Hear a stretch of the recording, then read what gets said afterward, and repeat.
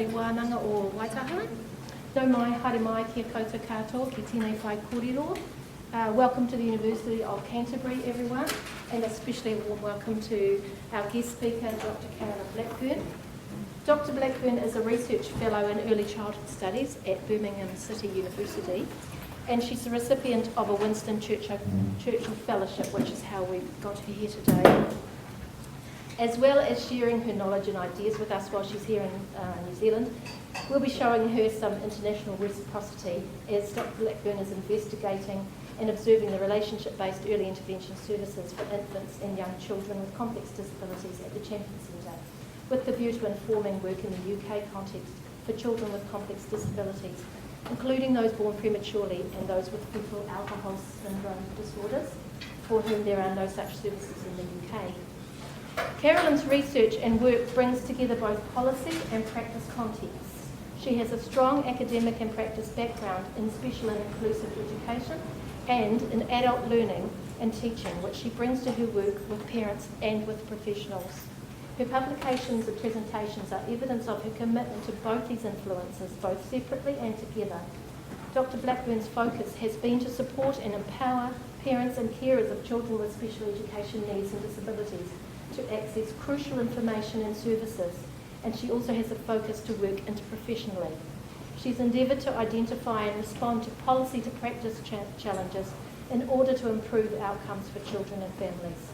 Dr. Blackburn has a particular research and practice interest in the area of fetal alcohol spectrum disorders, FASD, and she was project lead for 2 projects which investigated the educational implications and practitioner knowledge of FASD. One of these projects won an Editor's Choice Award, and she's lead author of the first British text on educating children with FASD, resulting from the other project.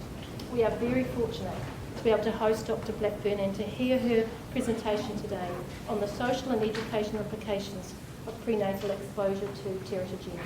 There will be some time for questions at the conclusion of the presentation, and do please stay on for an informal chat with any drinks and nibbles that might be left at that stage. And can I just ask you please to turn your phones off or put them on silent. So welcome, Carol. Thank you. Thank you, and thanks in return for the invitation to come and speak. It's a great privilege, but also especially to everybody that's made me feel welcome here. Thanks to Susan Foster-Cohen for making the trip possible by encouraging me and facilitating my visit at the Champion Centre, and to everybody that's made my research possible, all the staff at the Champion Centre, and obviously to Patricia Champion for setting the Champion Centre up in the first place. Otherwise I wouldn't actually be here. So we're going to talk about teratogens more broadly for a few minutes before we focus on alcohol. And the two, the child and young person that you see here were the youngest and eldest person involved in the school-based project that we did. Shannara was just 5 and Craig was 19. And when I met him, Craig had already spent one night in police custody, where he'd, during a 1-minute changeover in staff in his respite care, taken advantage of that period to expose himself to younger, more vulnerable children. And the centre had no choice but to call the police. But that just illustrates to me just how vulnerable these children are, you know, mainly because of the lack of understanding and professional awareness and training. Just a little bit about where I come from. Birmingham is a very multi-faith, multi-ethnic, multicultural university. We're the biggest in Birmingham. We see ourselves as a university for Birmingham. We're very interested in social practice, and I have a mainly research post there, but I do teach on some interdisciplinary courses as well, and I teach right across the Faculty of Health, Education and Life Sciences, so it's very interdisciplinary. And this is why I'm here. I'm here to observe and collect information on this wonderful service provided by the Champion Centre, in the hope that what I learn will feed back into qualifications and training back in the UK. I'd like to think that, you know, there will be a project report that you'll be able to get on the Winston Churchill Memorial Trust website, but I also hope that there'll be some articles as well. And the idea is that you travel to learn and return to inspire other people to do the same. And this is something that Winston Churchill was very keen on, in people travelling and learning new things. So teratogens is, as we know, it includes a whole load of things that are both easily available and illegal.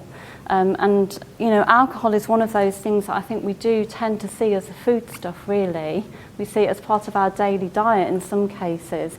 And people don't realise, that it actually is some people say it is the most harmful substance that any developing fetus can ingest because of the harm that it causes and because of the harm to family life that it also causes. And then there are implications not just for the developing fetus, but for relationships as well. Going back to this relationship-based approach, it's quite clear to see that if this is the state that a mother is in because of her, use and abuse of teratogens, then she's hardly going to be in a place where she's going to be providing those warm, sensitive, caregiving, communicative interactions that we know are really positive for children's socio-emotional development, their language development and cognition. And then for the child, there are multiple risks really, that range from, sort of mild neurodevelopmental delays possibly to physical and organ damage to, premature birth. And this is something obviously that the Champion Centre knows all about. And this we've known for quite some time. We've known since 1973 actually that alcohol causes problems. In fact, we've known since biblical times. Some people say that alcohol in pregnancy is not a good idea. But this sort of constellation of hallmark characteristics of a small group of children in, I think it was in Seattle, first coined by Smith and Jones as fetal alcohol syndrome. And yet policy around, the advice given to pregnant women and families hasn't really caught up. And this is why. It's because alcohol goes straight to the central nervous system, so straight to the brain and developing organs, where it causes damage that is lifelong, can be quite severe. Children don't grow out of it, despite what many professionals will tell you and what policymakers want to hold on to. It gets worse over time. And this is even more so when children don't get appropriate early childhood intervention services. Scientists have captured graphic ultrasound images of the damage done to unborn babies as a result of women drinking during pregnancy. Just one glass of wine a week can make babies jump in the womb throughout a 9-month pregnancy. Experts believe this abnormal hyperactive behavior is the result of alcohol slowing or retarding the formation of the central nervous system. Doctors have warned for decades that women who consume large amounts of alcohol during pregnancy can affect their child's mental development. However, the new research suggests even moderate alcohol consumption makes a baby 3.5 times more likely to suffer from abnormal spasms in the womb. The findings, by Peter Hepper, a professor at Belfast University's Fetal Behavior Research Unit, appear to back the view that there is no safe level of alcohol consumption during pregnancy. Hepper's findings had surprised child neurology experts. Between conception and 18 weeks, babies display a primitive startle reflex which causes babies to jump involuntarily in the womb at loud noises and other stimuli.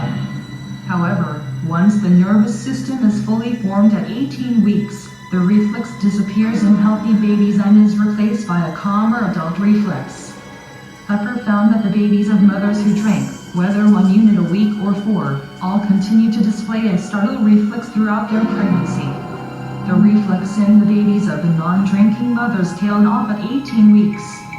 The professor also found that the babies of women who drank suffered more startles during the first 18 weeks. Hepper, who published his findings in the Journal of Physiology and Behavior, concluded that even moderate consumption of alcohol had a serious effect on the formation of a baby's central nervous system. He explained, "This indicates that the nerve pathways in the brain have been damaged." Hepper concluded, "Our study shows that alcohol is having an effect on the baby even at low levels, and that is quite disturbing. We don't think there is a safe limit for alcohol consumption in pregnancy." Hepper's study appears to corroborate U.S. research conducted after birth, which has shown that drinking during pregnancy lowers a child's IQ and increases hyperactivity. Some doctors believe the babies scanned by Hepper are showing the early signs of fetal alcohol syndrome (FAS), which is thought to cause a range of behavioral and neurological disorders in children. The Fetal Alcohol Syndrome Trust estimates that between 6,000 to 12,000 babies are affected in the UK each year. Margaret Burrows, a clinical geneticist at Leicester Royal Infirmary, said, "The startle movement in the womb is clearly not normal and would seem to indicate the child has the traits of fidgeting which we see in attention deficit hyperactive disorder. We believe that a proportion of children who have ADHD may have developed it as a result of their mother's drinking during pregnancy." The next stage of Hepper's study will monitor whether the babies go on to suffer mental and behavioral problems.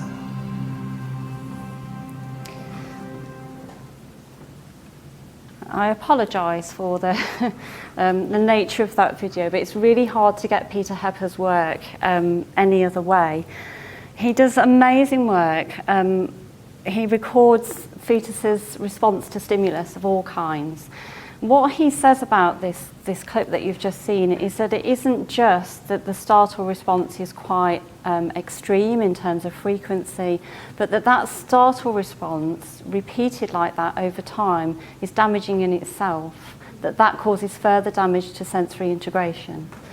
And he also says he's made some early start on looking at whether these children develop a propensity to like alcohol if they're exposed like that early on. And he thinks that probably is the case. They like the smell of it, they like the taste of it. And anyway, there's that, there's the risk-taking behaviour that goes alongside having, lack of understanding, lack of social understanding. I'm trying to build a picture of vulnerability here, and that's just the start of it, really. So fetal alcohol spectrum disorders is not actually a diagnostic term. You hear fetal alcohol syndrome used most frequently, and the problem with that is it only shows only 10% of all children affected will have a diagnosis of fetal alcohol syndrome, and that's about those characteristic facial features that I'll describe in a minute. So that's just the tip of the iceberg. There are lots of other effects that are described in this umbrella term, and it was really given to us as educators and people and the wider professionals that work with children affected to give us something, a common descriptor, if you like. You might see this on children's what we call statements or health education and care plans, as we call them in England. I'm not sure, what your term is here. I've seen individual plans and things like that, but the diagnostic term won't often be fetal alcohol spectrum disorders. It will be one of the diagnostic terms within that I'll talk about in a minute as well.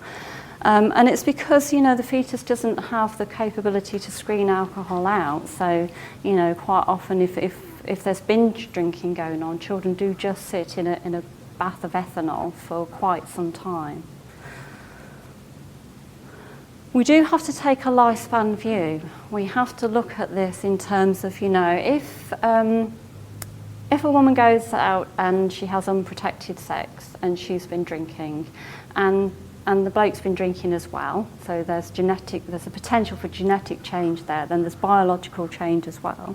And this, the child is then exposed to further alcohol because mum carries on drinking, and she carries on drinking that at a rate that for her is a risk and for her baby is a risk, because that can't be individually determined. And the child doesn't receive appropriate early childhood intervention services. So by the time they get to school, they're already got low self-esteem, they're seen as behaviourally difficult and oppositional and excluded or not included properly at the very least. So then later on, by the time they go to secondary school and they've got to get from one classroom to another 6 times a day with all the right equipment, and they're already starting to be socially isolated. By the time they leave secondary school, they might be at risk of depression and suicide. And so then there might be risk-taking behaviours, and this child or young person with FASD is now a parent because they go out and get pregnant. And so we've got a parent of a child, a parent with FASD, pregnant with a child, and they carry on drinking, and so it's intergenerational. And that feeds back into society, and we do know where there are communities where prevalence is, 70%, in some Aboriginal communities. Of the general population, it's somewhere between 2 and 5%, higher than things like autism or cerebral palsy. And policy hasn't caught up, so we know that, most people are and find it distasteful to watch a woman smoke, but we're not yet at the stage where there's the same feeling about women drinking during pregnancy. It's still, it might be frowned upon in some communities, but, it's, the government in UK anyway is only just starting to catch up with that. So women's drinking habits in the UK are, we've got this societal change. It's now, we've gone from women not drinking very much at all, or certainly not doing so socially, to them drinking quite a lot and going out and drinking quite a lot. What I think is dangerous is that where we focus on the very young women, the 18 to 24 age group, although we know that they're more likely to take risks at that age, there are certainly lots of women my age and above ringing helplines, sort of stressed out professional women, bored housewives. And what can happen at that age, of course, is that, there's the menopause, isn't there? And so that first missed period that you might, you're not expecting to get pregnant, you've quite often got grown-up children of your own. And so we do, there are the helplines and support groups report high numbers of women, sort of 50 plus, ringing saying, I thought it was a menopause, now I realise I'm pregnant, I've been drinking this amount every day, what shall I do? And the advice is always, you can always do less harm, so don't be stressed about what's already happened because you can't control that, but you can also, you can always do less harm. And it's the number of units that women drink, but it's also the fact that, lots of women don't realise they're pregnant until quite late on. And we don't inform women properly about, the risks of drinking in pregnancy yet. And women, anyway, carry on, quite often.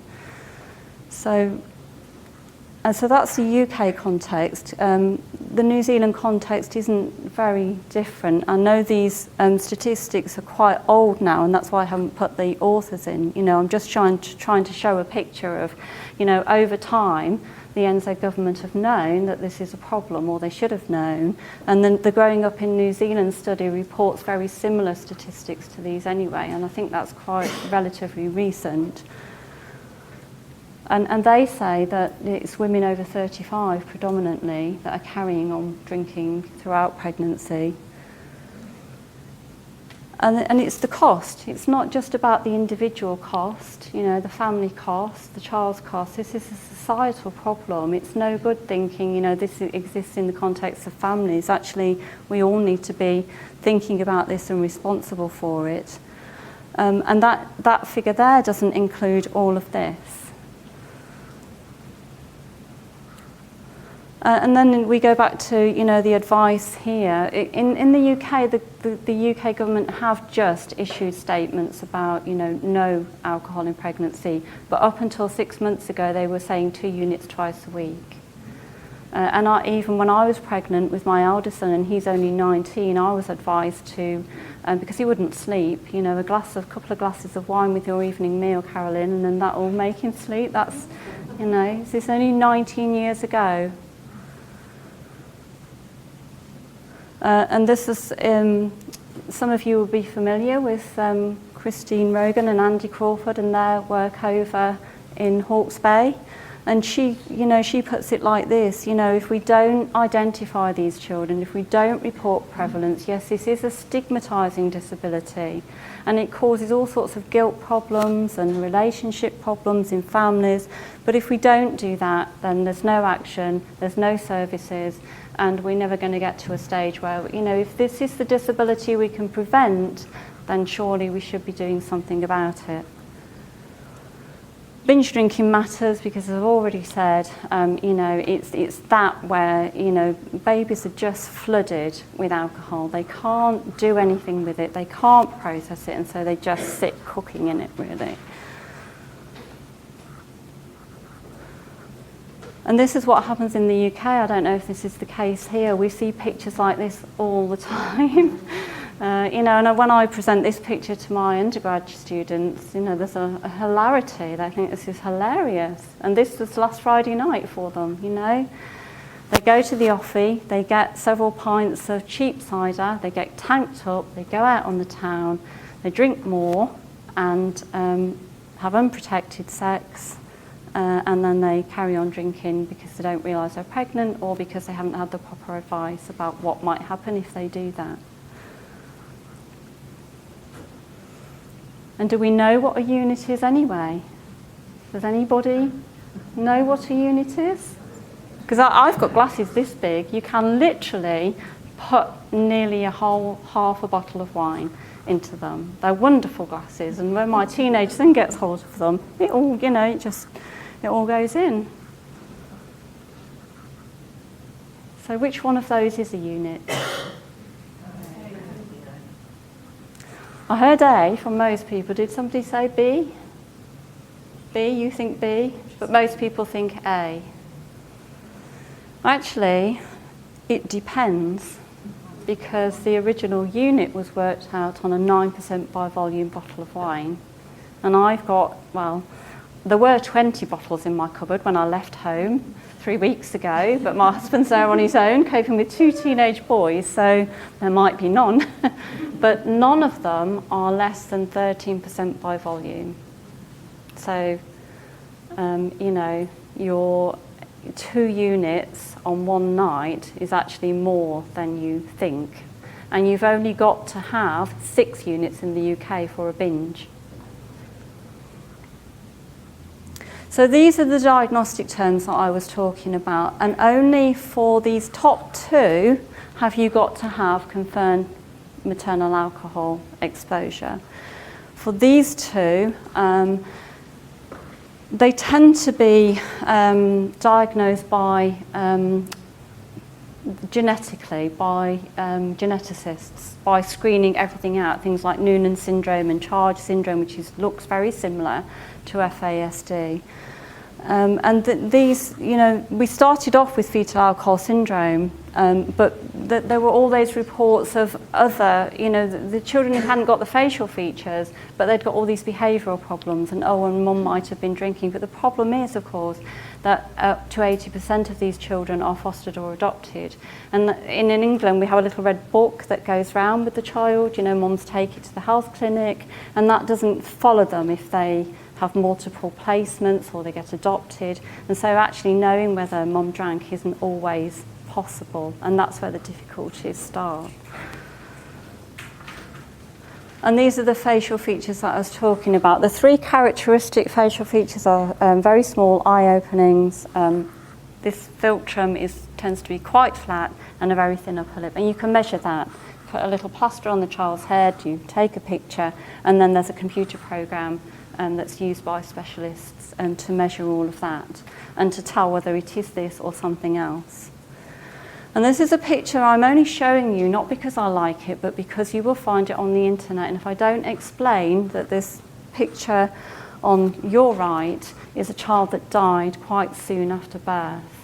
And so, this is an extreme case taken by Sterling Claren, who works out of Washington. Extremely, skilled professional, and written lots of books and articles about FAS. So if you're really interested, do have a look at his work. But you know, what you can see is that the brain is much smaller. It's, you know, the cortical folding is much less pronounced. I'm not a neuroscientist, so I'm not going to try and explain it any more than that.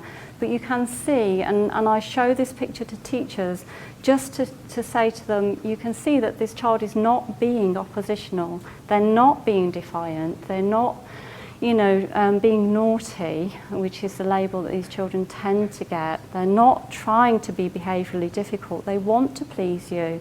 They just actually can't remember your instruction by the time they've got to their end of the room. If they did understand you at all, it's gone. Something else has replaced it. And this lack of professional knowledge that I've mentioned in the education workforce, you know, it's pretty common in most disciplines. Midwives who are there to advise pregnant women say they don't know, you know, and when they do know, they find the questions so difficult to ask. And if mom isn't forthcoming, they find it really difficult to dig a bit further.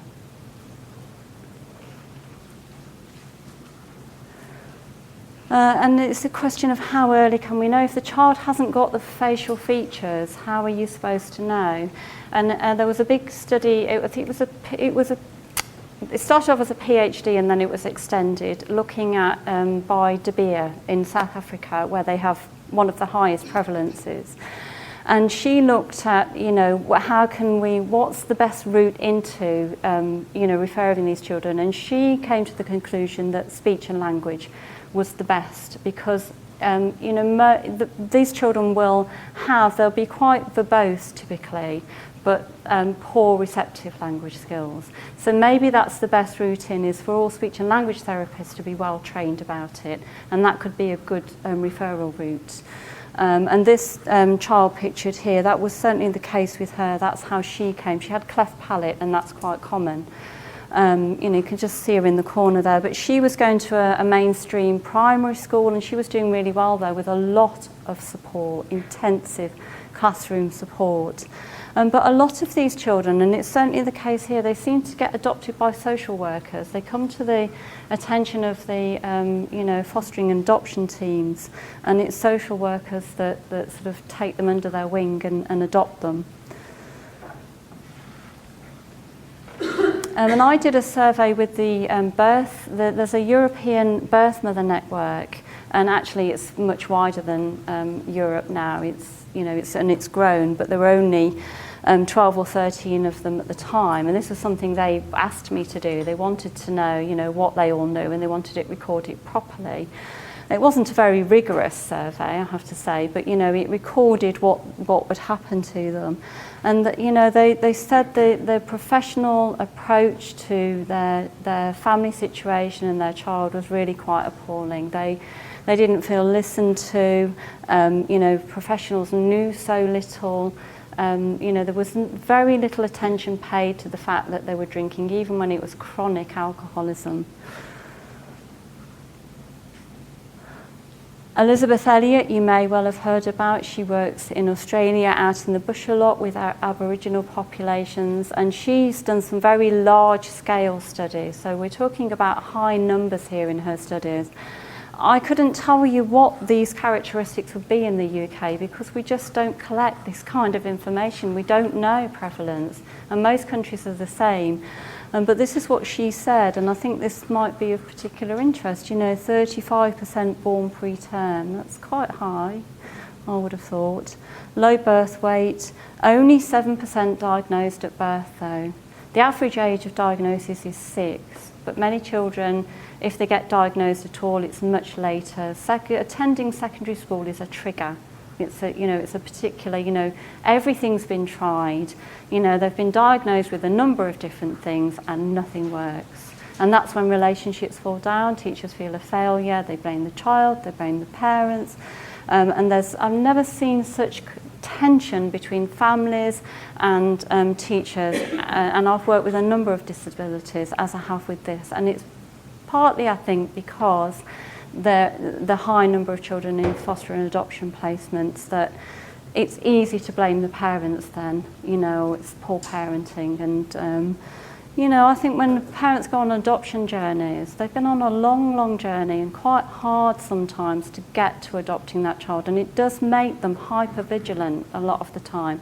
And so they are, you know, teachers complain that they're, you know, at the end of an email, they're at the end of the phone, and they're constantly in my face. And you know, I say to them, but there's a reason for that. Think about the journey that they've been on. You know, it's quite tough. And sometimes it is just, you know, making teachers realise that it doesn't occur to them, just doesn't occur to them to think about all of that. And then there's, you know, that whole, you know, I tried to show you this sort of lifespan approach. This mother was a mother that I interviewed her to be part of the school-based study, and she ended up not being included because I had all sorts of ethical concerns around the mental state that she was in at the time. So I went to the school, and she really wanted to be part of the study, and she cried right through the interview. She'd been a polysubstance abuser, so, you know, alcohol and drugs. You know, Stanley was born early, and but at the time that I met her, he was 7. By the time he was 3, he had been physically, sexually and emotionally abused. And Sam had got her own issues. You know, she rejected every kind of help given to her. She didn't like play therapy, she didn't like the mental health people, she didn't like any school. That she moved him from school to school to school. And really what it was about was she hoped and prayed that if she just found the right school, in her terms, everything would be fine. She wanted the school to fix him. And she so wanted his problems not to be her fault. That was what that was about. And she'd got a new man in her life. She was newly pregnant, and what stepdad thought was that Stanley just needed more discipline, and his idea of discipline wouldn't really be what we would think was appropriate for a 7-year-old with a learning disability. So he was extremely vulnerable, she was vulnerable, and I ended up having to, you know, withdraw tactfully and say, you know, you need to sort a lot of other things out before you involve him in research projects. And I did go and observe him in the classroom, and he was very, you know, he didn't want me in his space. He moved away from me, he lashed out at me, he lashed out at the other children and the teachers, and there was so much going on there. And this is what she said, you know, we just need help to deal with the guilt. And this is where, you know, these families are at sometimes, if the child is still with birth mum. Guilt is a really destructive emotion between a parent and a child.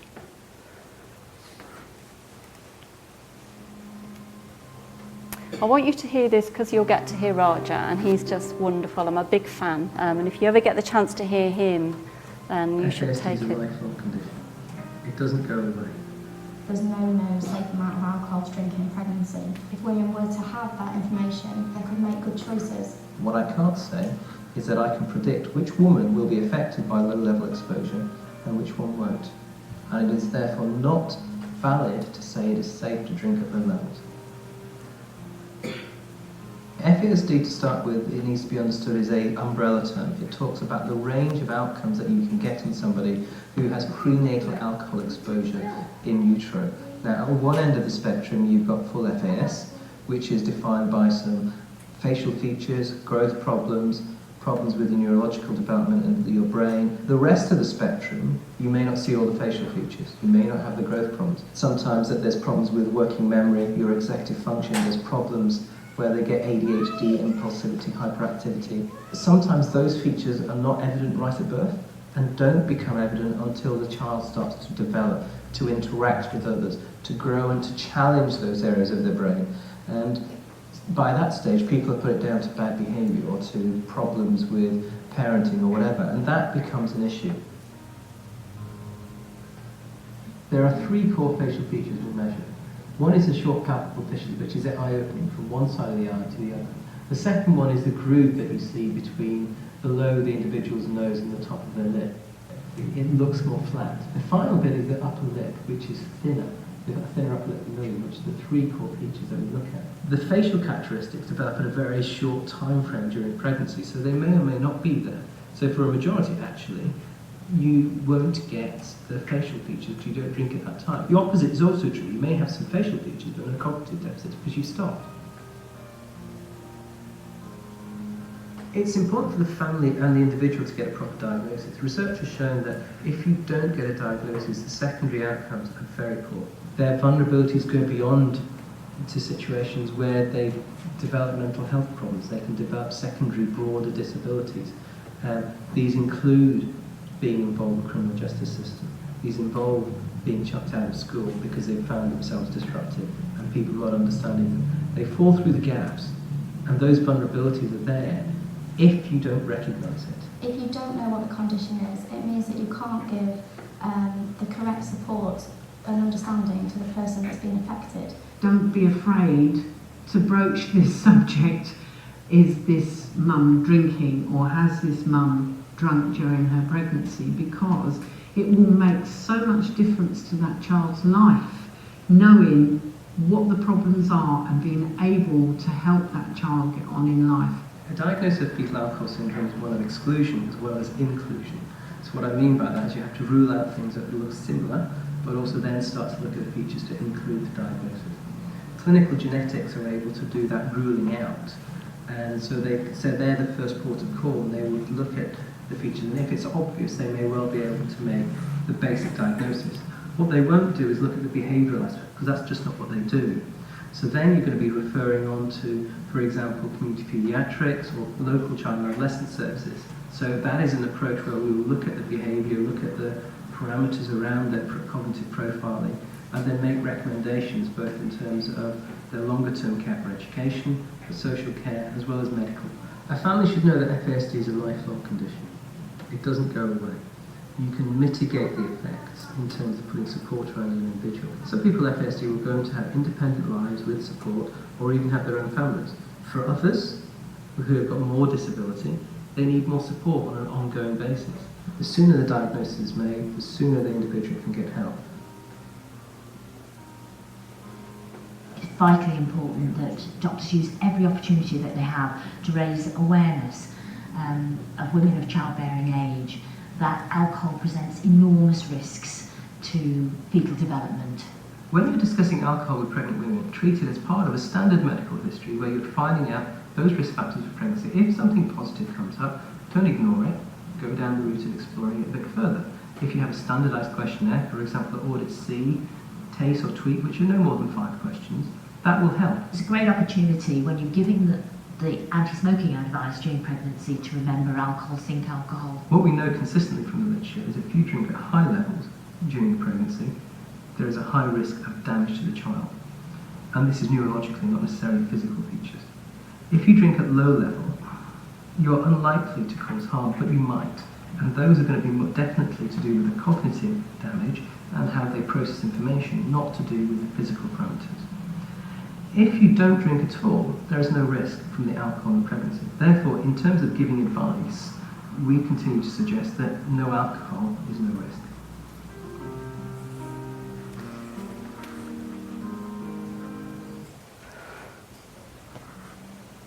And so what he doesn't say there, and I thought he did, is that, you know, the reason you can't determine individual risk, and I'm sure you probably all know this, is but it is to do with your size and weight and your diet and other things that you might be doing. It depends on the child's genetic makeup and the overall sort of weathering effect of, you know, living in disadvantage or not.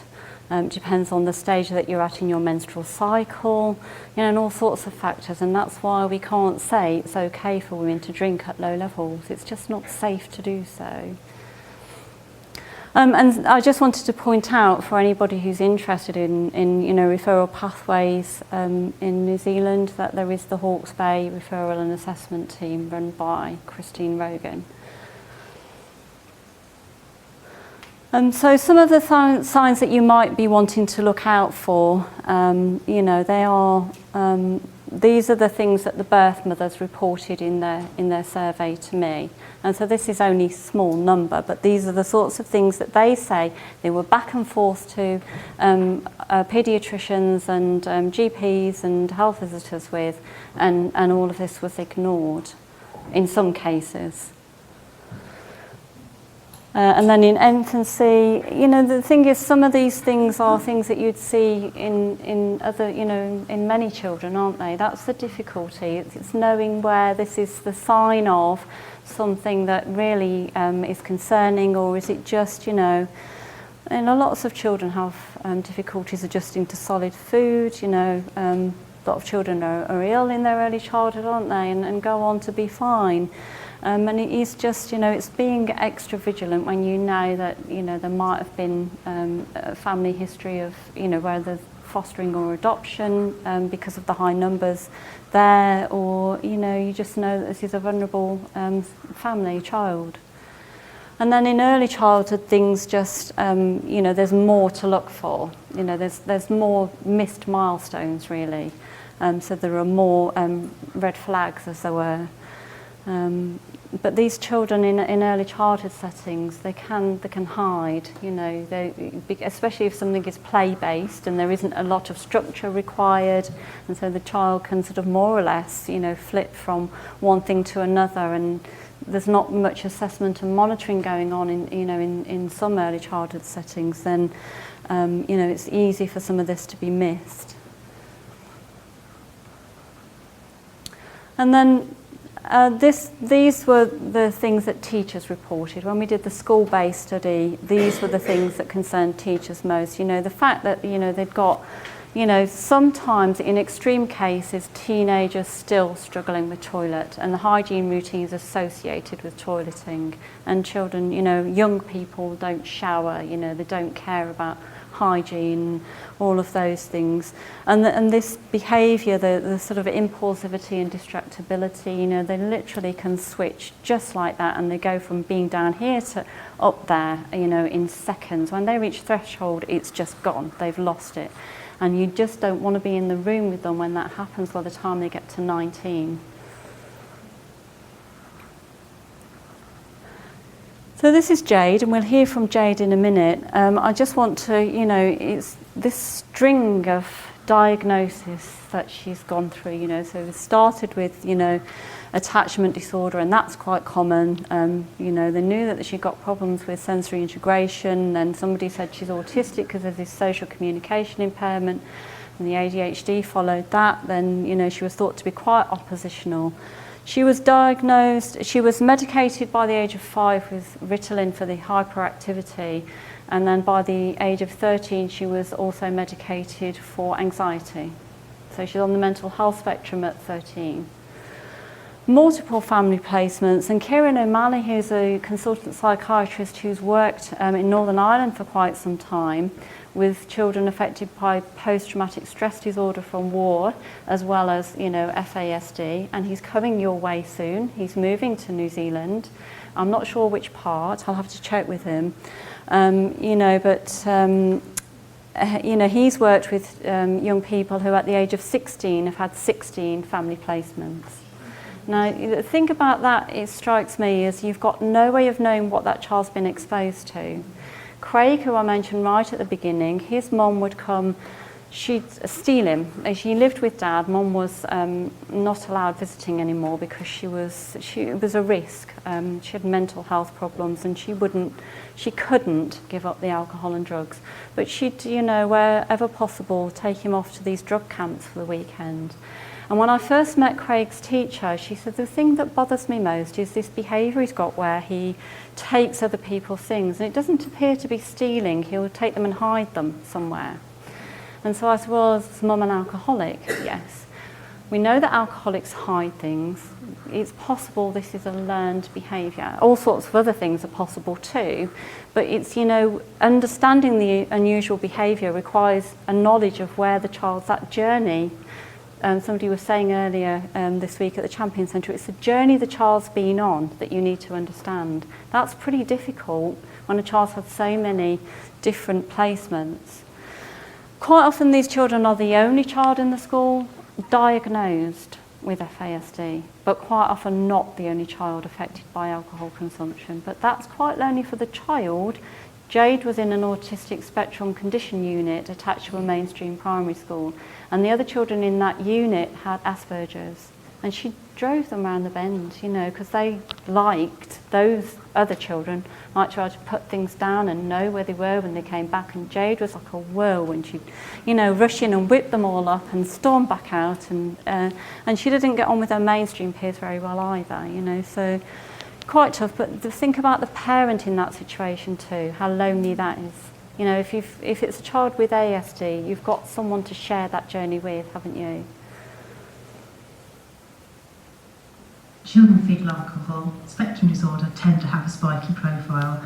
Jade is probably one of the spikiest I've ever seen. By saying spikiest, it means that she's actually got quite a high IQ. So if you're talking with her, you think, what an articulate, bright girl. But at the same time, her AQ, which is her common sense levels, her understanding of real life, are very, very low. For example, she came to us one day and she said, I found out exactly what I'm going to be doing. I'm going to have a baby, I'm going to have sex and have a baby as soon as possible. So I said, why, Jane? Why, at your age, do you want a baby? She said, because you won't let me go outside to play.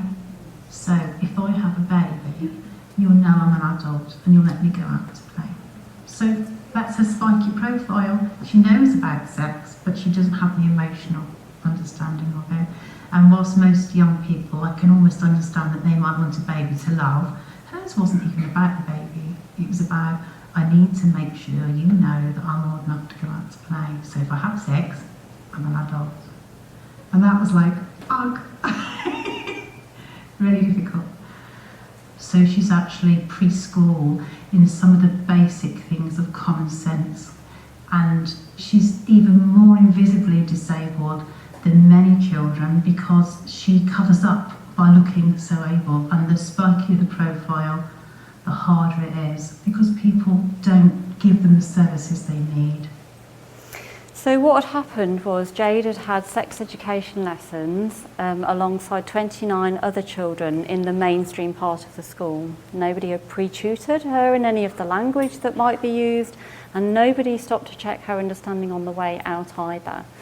So Jade had an hour-long taxi journey to school, and for weeks afterwards, apparently she talked to the taxi driver about pubic hair. But unfortunately, he's a very well-trained taxi driver and has lots of paracetamol, so he coped with that. But you know, her thinking was she wasn't allowed to go out to play on her own because she can't cross roads. She's got poor social understanding. She's absolutely stunning. You'll see in a minute. She really is quite beautiful. I mean, she's a lot older than that now, and you know, she's gorgeous. And you know, so she thought that, you know, if she got pregnant, Mum would see that she was old enough and responsible enough to go out to play on her own. You know, she's got reactive attachment disorder, so indiscriminately attaches herself to anybody who's friendly towards her. She escapes out of the house at every possible opportunity, and you'll hear about that in a minute. So, you know, she's now got the body of a 19-year-old, then a very adult-looking 13-year-old. She's got the social understanding of a, I don't know what you would call that, half that age at least. You know, this to me is a lethal combination.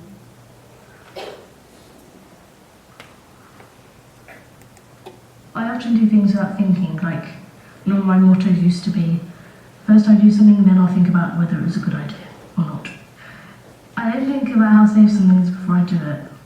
For instance, if we're going out walking, I don't stop to look if there's cars coming, I just cross the road.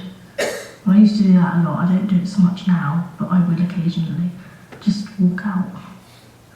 At one point I did jump out my bedroom window thinking I was going to Australia. I was going to stow away on a ship or something.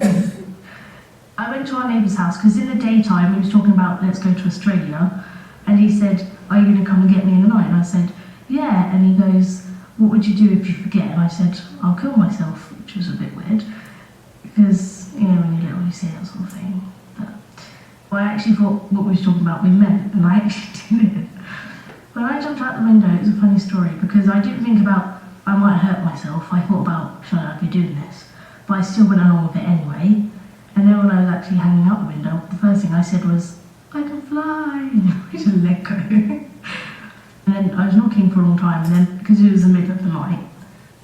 dad woke up and I was like, what are you doing here? And I was like, oh yeah, I've gone to take so-and-so to Australia. And they're like, you weren't being serious, were you?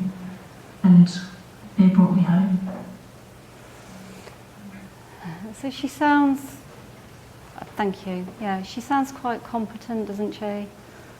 But, you know, hopefully you can see, you know, how little she understands about, you know, life, really.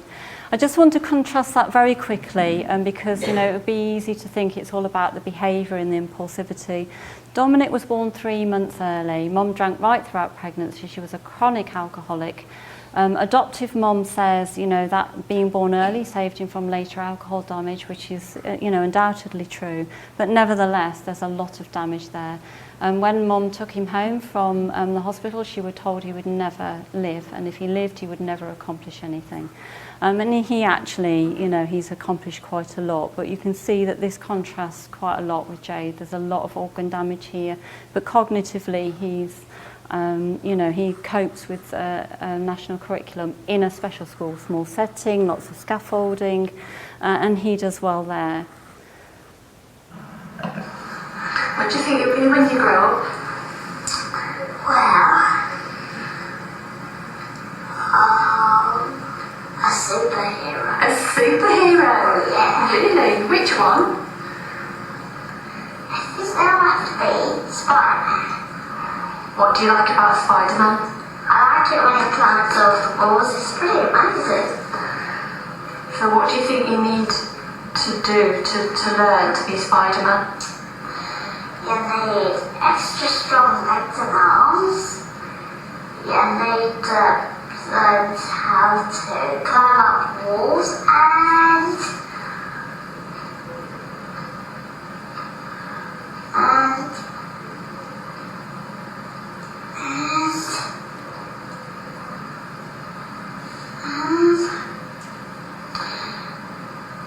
what the right equipment you would need. Right equipment? Can you learn those things at school? Did I? So he was 11 when he wanted to be a superhero. And my boys wanted to be that when they were much younger. And hopefully you can hear how long it takes him to give you answers, to process anything. I'm going to leave it there. Is there time for questions? Or, yeah. Or anything you want to say. Contradict me by all means. It's only my thoughts on the situation. Don't have to agree with me. Have you met any adults who